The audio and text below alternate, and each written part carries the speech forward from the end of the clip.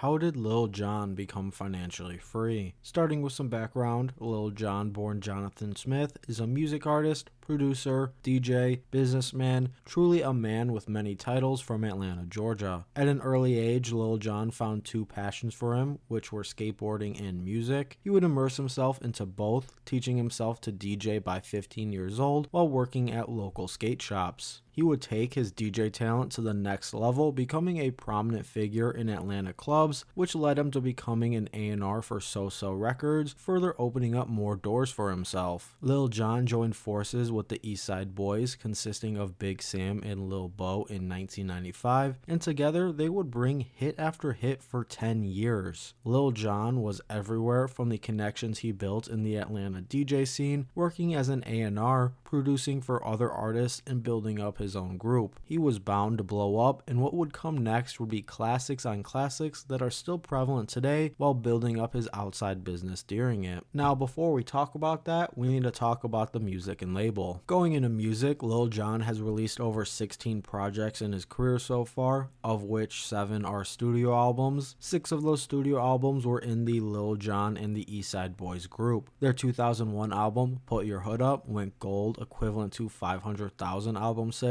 The group would then go 2 times platinum, equivalent to 2 million album sales, with their 2002 album, Kings of Crunk, that had the massive song Get Low as the lead single. This was then followed up by the 2 times platinum 2004 album, Crunk Juice. Even though those numbers are impressive as is, Lil Jon would see massive success with both non-album singles and featured singles that he would produce on. 2014's Turn Down For What alongside DJ Snake is 6 times platinum. 2009's Shots by LMFAO is 2 times platinum. 2004's Yeah by USHER is platinum. 2006's Snap Your Fingers featuring E40 and Sean P is platinum. And 2009's Do You Remember by Jay Sean is platinum. There are also a handful of certified gold songs in his discography as well. Just naming off some of the songs from Lil Jon, those were massive successes when released, but a lot of them are still heard today. The years he spent DJing in popular clubs taught him the recipe he needed for long-term success in that field. As for his label situation, Lil Jon and the Eastside Boys would sign a brief deal with Mirror Image Records for their debut album. However, in 2000, Lil Jon had what he needed to start his own label,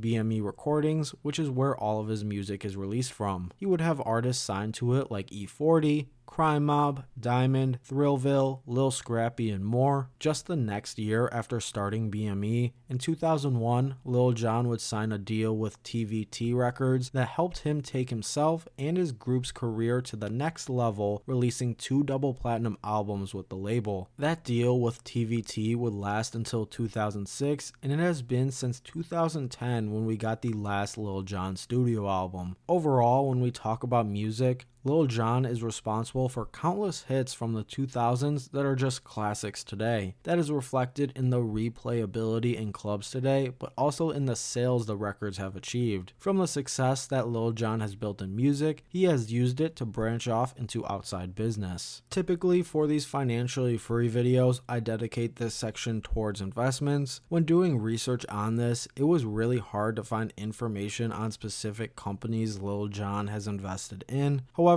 I will assume that he has a team behind him that has diversified his portfolio with traditional stocks and bonds to set him up for long-term success. So instead of talking about his investments, I want to focus more on his brand management. Lil Jon has talked about the importance of building a brand as an artist throughout his career. This is important because having a well-liked and respected brand can generate endless opportunities, and that is exactly what has happened with Lil Jon. Lil Jon has a very well-respected brand that allows him to have endorsement deals with companies like Postmates, Oakley Sunglasses, Crunk Energy, and more. This doesn't just affect endorsement deals, because Lil Jon can be found all throughout the TV and movie universe too, especially now hosting different reality TV shows. Having a liked brand is also important when it comes to artist performances. Lil Jon is still performing a lot today, not just because of his hit songs, but because people like Lil Jon as a brand and want to see him live. I know as an artist it can be hard and sometimes annoying to think about the business side of music, but I can't stress the importance of brand management enough. If you do do things to damage your brand that can permanently cut off opportunities that could have led to even more opportunities. I think of someone like DaBaby in this example, not even close to the level of Lil Jon, but over the past few years, DaBaby did multiple things to damage his brand reputation, which in turn ended many partnership deals and opportunities for him. Managing brand reputation is something that happens in basic business, whether that is for companies like Nike or small businesses. The same can be said for music artists, and having brand management is key to unlocking more money-making opportunities. Lil Jon has taken care of his brand, and for that reason, he has created endless opportunities for himself, whether that is through music, acting, brand deals, and more. This leads me to the question, what is next for Lil Jon? As for music, his focus in that space is through performances. You can still find various Lil Jon DJ sets throughout the year where he brings that energy. He doesn't really release much music anymore other than a couple of singles every few years. I do believe we will get more of those scattered singles in the future, as he is a creative that came from music. I would love to hear another Lil Jon hit in 2023. A big focus for Lil Jon now is continuing to build his brand outside of music, and more recently that has been through hosting various TV shows. He has been the host for Bachelor in Paradise that keeps his image out there while bringing in money. Lil Jon also has his own TV show for hgtv, Lil Jon Does What, which is a show about Lil Jon renovating various homes and is set to release season 2 this year. Those are some great opportunities that came from building a liked brand, and I am sure more like it will come. I would be interested in hearing more about investments made by him, and will cover any on my channel. What is next for Lil Jon? Using the brand he built up for decades to build success outside of music. In summary, Lil Jon found his way in music through multiple outlets, whether that was DJing, producing,